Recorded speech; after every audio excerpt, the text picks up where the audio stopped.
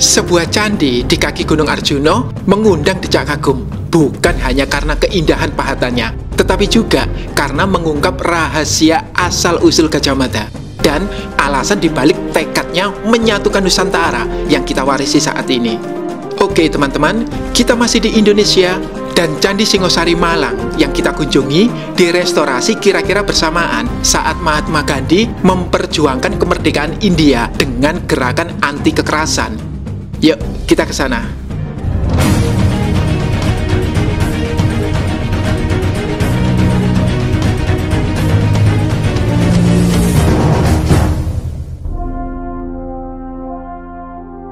Raja Jayanegara kabur bersama 15 personil pasukan Bhayangkara saat Rakrian Kuti memberontak dan menduduki ibu kota Majapahit. Komandan pasukan khusus itu adalah Gajah Mada yang sigap menyembunyikan raja di desa Bedander. Beberapa hari kemudian, Gajah Mada menyusup ke Majapahit untuk menemui para pejabat tinggi secara diam-diam. Mereka menangis saat Gajah Mada memberitakan Raja Jayanegara telah tewas. "Mengapa menangis?" tanya Gajah Mada. "Bukankah di atas tahta sudah ada Rakuti?" Mereka kompak berseru, "Rakuti bukan raja kami." Akhirnya Gajah Mada mengaku bahwa Raja Jayanegara berhasil diamankannya. Di bawah arahannya, seluruh lapisan rakyat bersatu menumbangkan Rakuti dan Raja Jayanegara kembali bertahta. Karir Gajah Mada pun meroket hingga pada tahun 1334 ia diangkat menjadi Mahapati Majapahit, mendampingi Rani Tribhuwana Tunggadewi. Para raton mencatat saat itulah ia mengucapkan sumpah palapa untuk mengembalikan wilayah-wilayah yang pernah disatukan Raja Kertanegara dari Singasari ke pangkuan Majapahit. Mengenai visi besar penyatuan Nusantara oleh Raja Kertanegara dan sebab-sebab yang melatarinya, bisa Anda klik tautan di atas atau di deskripsi. 17 tahun kemudian, Gajah Mada membangun sebuah candi megah untuk pemujaan bagi mendiang Raja Kertanegara, yakni Candi Singosari di Kabupaten Malang. Dan candi ini rupanya menyimpan rahasia asal-usul Gajah Mada yang selama ini masih misteri. Yuk, kita meluncur ke sana. Keren banget ya nama jalannya, Jalan Kertanegara. Tuh candinya, megah banget. Mungkin untuk menggambarkan akbarnya visi Raja Kertanegara, semua yang ada di sini serba gede. Nih, dua rapalanya aja sebesar ini. Gak cuma itu, Candi Singosari full dari batu andesit, bukan dari bata merah. Perhatikan, candi ini menggunakan pranala atau tumpuan berukuran besar. Kelihatan kan? Nah, candinya di sini. Jelas ya, ini kaki, badan, dan puncak candi. Atau dunia bawah atau berloka, dunia orang suci atau buarloka, dan dunia para dewa atau swarloka.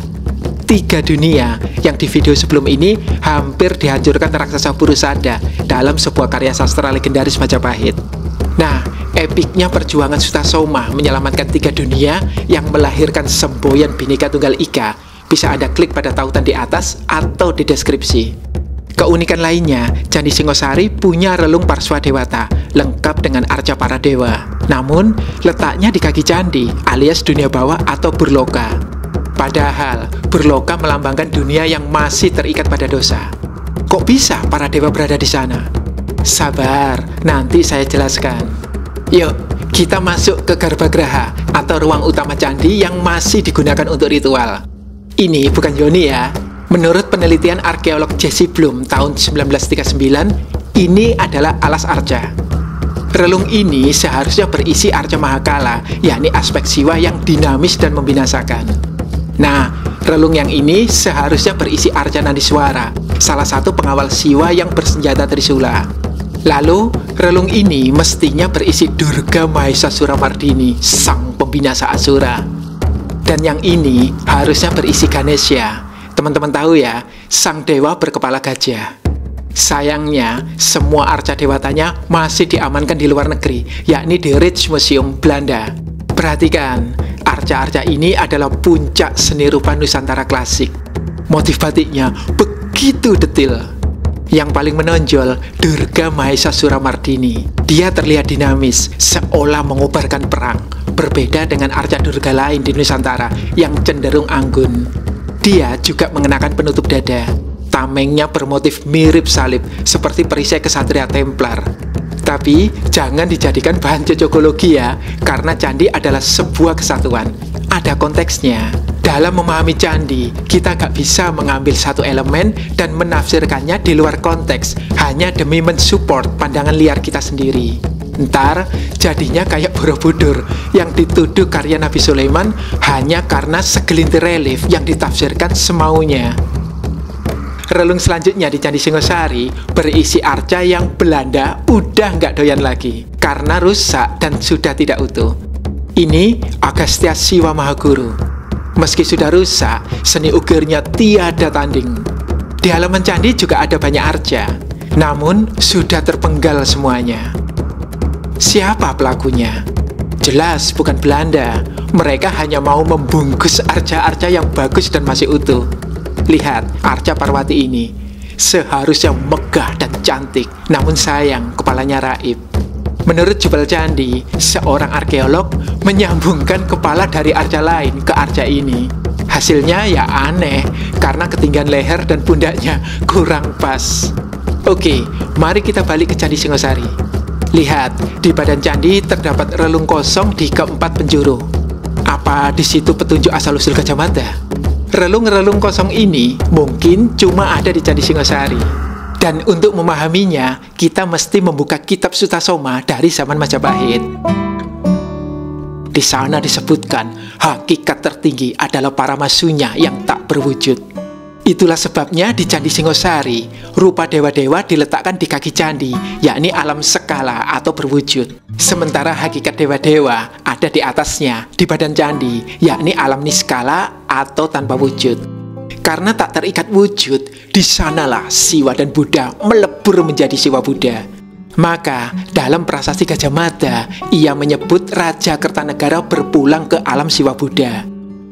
Candi Singosari sebenarnya memiliki 5 atap, namun yang tersisa hanya 1, itu pun sudah tidak utuh. Jika dilihat dari atas, denda candi ini membentuk Astadikpalaka atau satu titik pusat dikelilingi 8 sudut, menggambarkan Gunung Mahameru, yakni gunung suci yang dikelilingi oleh 8 gunung. Anehnya, Candi Singosari sebenarnya belum selesai dibangun loh. Buktinya, tuh, pahatan kirtimuka di atas telah rampung dan halus. Namun, kirtimuka di bawah masih kasar. Nama asli Candi Singosari juga belum diketahui hingga kini. Namanya yang sekarang didasarkan pada domisilinya, Kecamatan Singosari, yang adalah pengucapan modern dari Singhasari. Jadi, terus ikuti ya teman-teman, kita akan menggali tujuan Gajah Mada membangun Candi Singosari dan mengungkap jati diri sesungguhnya dari eksekutor penyatuan Nusantara ini. Namun sebelumnya jangan lupa untuk subscribe, like, dan share link. Jangan re-upload ya. Klik juga link di atas jika Anda ingin mendukung dalam hal pendanaan untuk mengembangkan kanal yang akan memperkaya perspektif Anda. Meski cukup terkenal, candi yang direstorasi pemerintah Hindia Belanda pada tahun 1937 ini masih terselubung misteri. Para sejarawan bersilang pendapat tentang kapan tepatnya ia dibangun, oleh siapa, dan untuk apa. Namun, dugaan terkuat menyatakan bahwa candi ini karya Mahapati Gajah Mada. Pada tahun 1904 ditemukan prasasti yang dikenal sebagai Prasasti Gajah Mada. Tertulis di sana bahwa Tribuana Wijaya Tunggadewi selaku Ketua Dewan Sabta Prabu, yakni 7 kerabat raja yang menjadi penasihat agung Majapahit, memerintahkan Mahapati Gajah Mada untuk membangun Caitya atau bangunan pemujaan bagi mendiang Raja Kertanegara dari Singhasari. Jelas, prasasti ini adalah rantai penghubung antara Singhasari atau Kerajaan Tumapel dengan Kerajaan Majapahit sebagai penerusnya. Hampir semua sejarawan menganggap Caitya yang dibangun Gajah Mada adalah Candi Singosari, mengingat prasasti itu ditemukan tak jauh dari candi tersebut. Namun, meski prasasti tersebut sudah cukup jelas, bukti dari ikonografi candi berkata lain. Ketika para arca membantah, jika kita cermati, semua arca Candi Singosari menunjukkan gaya Singhasari yang kental. Perhatikan arca Agastya ini, dihiasi teratai yang tumbuh dari bonggolnya.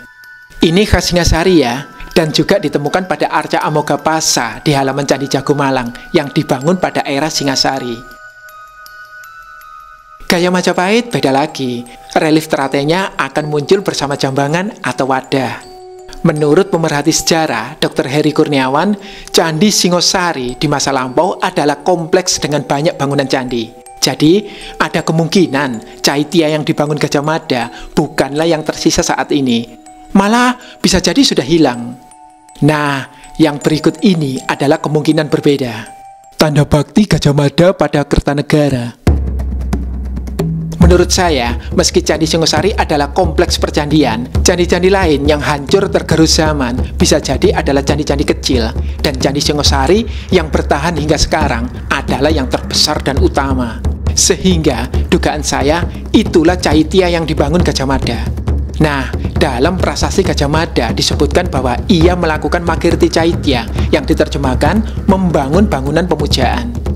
Menurut filolog dan pakar lontar Sugilanus, kata kirti umumnya dipakai untuk memaknai usaha kita sebagai ibadah. Namun, kata itu tidak punya makna semantik khusus, sehingga penafsirannya sangat bergantung pada konteks. Jadi, jika Candi Singosari benar Caitya karya Gajah Mada, sementara ikonografinya bergaya Singasari, menurut saya, kemungkinan besar Gajah Mada tidak membangun dari nol. Ia merenovasi dan menjadikannya megah sebagai bakti pada mendiang Raja Kertanegara.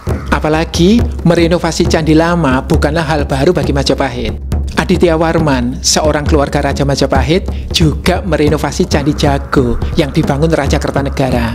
Namun ingat ya, Majapahit juga membangun candi-candi baru, bukan sekedar renovasi, seperti Candi Suku, Ceto, Tegowangi, Surowono, dan masih banyak lagi.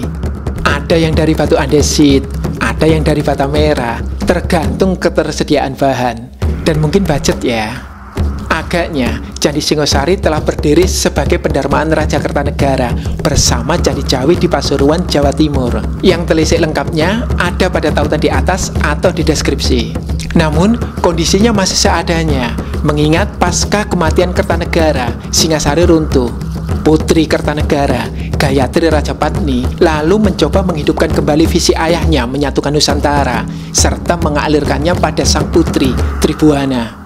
Dan selama pemerintahan Tribhuwana hingga Hayam Wuruk, Majapahit berhasil mewujudkan visi tersebut di bawah komando Gajah Mada yang bisa Anda klik pada tautan di atas atau di deskripsi. Akhirnya, bakti pada Kertanegara disempurnakan dengan mempermegah candi pendarmaannya. Lagi-lagi, Gajah Mada ditunjuk sebagai pelaksana. Jelas, ia sedang menjalankan amanat Tribhuwana untuk mempersembahkan bakti pada mendiang Raja Kertanegara. Namun sialnya, ketaatan Gajah Mada sering disalahartikan orang modern. Pengabdian yang disalahartikan. Seorang arkeolog menduga Gajah Mada membangun Candi Singosari karena ia adalah cucu Kertanegara yang terlahir dari Selir. Alasan beliau di Jawa kuno, Caitya atau candi pendarmaan tokoh selalu dibangun oleh kerabat atau keturunan langsung tokoh tersebut. Padahal nih, argumen beliau tidak berdasar. Malah bunyi prasasti sudah jelas, Gajah Mada hanya melaksanakan perintah Tribhuwana Wijaya Tunggadewi. Ada-ada saja, padahal ketaatan ini wajar, karena seumur hidupnya Gajah Mada setia mengemban perintah raja. Tapi Mas Asisi, ada yang bilang loh, Gajah Mada setia pada Majapahit, karena ia punya affair sama Tribhuwana. Iya Mas, gimana nggak setia? Hayam Wuruk kan anak haramnya. Wah, tunggu dulu, buktinya apa ya? Sumbernya dari mana? Kalau gak ada bukti, Anda seksis loh. Karena Anda menganggap pemimpin perempuan seperti Tribhuwana hanya bisa mengamankan loyalitas Mahapatihnya dengan menjalin hubungan gelap. Lebih baik kita cek sumber primer. Dalam prasasti Gajah Mada, ia tidak hanya mempersembahkan bakti kepada Raja Kertanegara, tetapi juga kepada Mahapatih Singasari. Sang Mahapatih ikut mati di kaki Raja Kertanegara saat Singasari diserang pemberontak. Catat ya, ikut mati di kaki raja. Dengan menyebut Sang Mahapatih secara khusus dalam prasasti itu, Gajah Mada seolah mau bilang, ini nih standar kesetiaan Mahapatih yang layak diteladani. Maka nggak heran, level kesetiaan Gajah Mada pada Majapahit membuat kita terkagum-kagum. Selain itu, Gajah Mada tentu belajar dari kasus Rakuti yang memberontak pada Majapahit di awal video ini. Ia menyaksikan sendiri, rakyat tak segan menghabisi Rakuti yang dianggap tidak berhak memerintah Majapahit. dan malah mengembalikan tahta pada Jayanegara meski ia raja yang lemah dan putra seorang selir. Maka pilihan Gajah Mada untuk mengabdi setia pada Majapahit juga menegaskan bahwa ia tidak punya darah bangsawan, apalagi cucu Kertanegara. Karena jika benar ia cucu Kertanegara, gampang saja baginya merebut kekuasaan dengan terah juga dengan karismanya. Gajah Mada sadar kekuasaan tertinggi yang dapat digenggam seorang biasa seperti dirinya, ya Mahapati, persis di bawah raja. Maka nggak mengherankan saat menyatukan Nusantara dan saat mempermegah Candi Singosari, Gajah Mada mengerahkan upaya terbaiknya. Sayang, di balik keindahannya, Candi Singosari juga menyimpan cerita sedih. Penjaraan artefak dari abad ke abad. Candi ini pertama kali ditemukan oleh Nicolaus Engelhard, gubernur di pantai timur Laut Jawa. Dan sejak tahun 1819, arca-arca Singasari diangkut ke Belanda. Pemerintah Hindia Belanda juga membungkuskan artefak-artefak Jawa untuk hadiah bagi Raja Chulalongkorn dari Thailand yang 3 kali datang ke Jawa dari tahun 1871, 1896, dan 1901. Sampai 8 gerobak loh. Sekarang, salah satu artefak Singasari nangkring di Museum Nasional Bangkok. Naasnya, setelah Indonesia merdeka pun, penjaraan artefak masih terus berlanjut. Kalau tahun 94 itu yang ditemukan itu yang mengambil itu orang 11. Jadi tidak orang sini aja, yang orang sini petunjuk jalan. Yang lainnya berpencar dari mana, dari Blitar, ada yang dari Bululawang gitu. Terus akhirnya ditemukan waktu di Batu itu ada kehilangan, itu Polres Batu langsung cekatan ya, di tengok di daerah Bali sana. Di sana ada penampungan arca-arca itu. Akhirnya orang 11 itu kena semua. Tapi yang satu mau melarikan diri ditembak langsung mati. Meski tak ada teori pasti yang menjelaskan berbagai misteri yang menyelimutinya, Candi Singosari selalu dikaitkan dengan Kertanegara, Tribuana Tunggadewi, dan Gajah Mada, sosok-sosok di balik penyatuan Nusantara. Namun, jika kita menyelaminya lebih dalam, candi ini juga mengabadikan kesetiaan seorang anak bangsa kepada negaranya.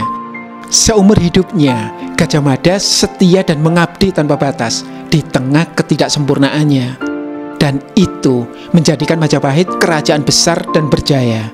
Sekali lagi kita diingatkan bahwa ketika kita memberi yang terbaik di bidang masing-masing, baik sebagai pengajar, pedagang, petani, karyawan, pejabat, konten kreator, dan lain sebagainya, bangsa ini akan tumbuh menjadi yang terbaik. Dan itu bukan tugas pemerintah saja, juga bukan tanggung jawab rakyat semata, melainkan misi kita bersama yang menyebut diri kita orang Indonesia.